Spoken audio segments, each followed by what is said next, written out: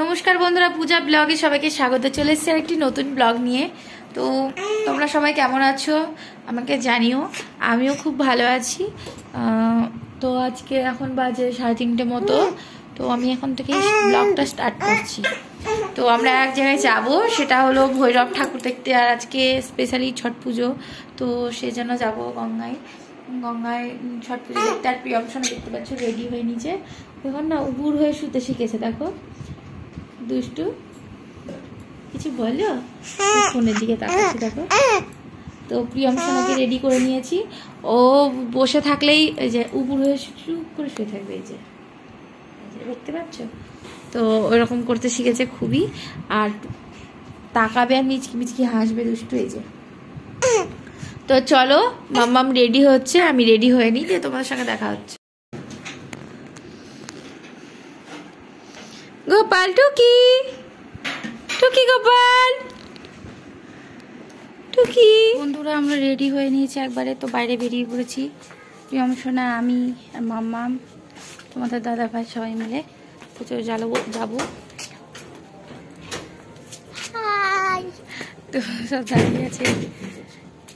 প্রিয়ংশনা দেখতে পাচ্ছ কত এনার্জি।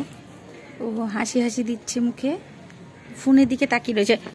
আমরা বেরিয়ে গেছি। তো চলো গিয়ে দেখা হচ্ছে তোমাদের সাথে। তো বন্ধুরা আমরা বাবার দর্শন করতে চলে এসেছি। তো বহরমপুর মুর্শিদাবাদ জেলার সবথেকে বড় বাবার ভৈরব। তো বাবার দর্শন পাওয়া মানে ভাগ্যের ব্যাপার। তো মামা মামি আর গোপাল সোনা চলে এসেছি বাবার দর্শন করতে। আর তোমাদের দাদা ভাই বাইরে দাঁড়িয়ে রয়েছে। তো দেখো আঁকা প্রতিযোগিতা হচ্ছে চারিদিকে, অনেক লোকজন। প্রিয়ংশন বাবা ভৈরবকে দেখে নিয়েছি। তো চলো আমি মামা আমার গোপাল সবাই মিলে যাচ্ছি, কারণ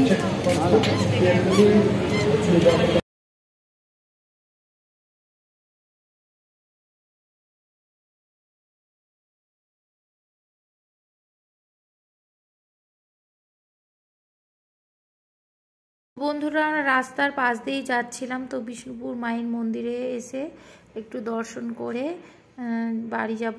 তো প্রিয়ংশনা আমি আর চলে এসেছি, মাম্মামু আছে এখানে।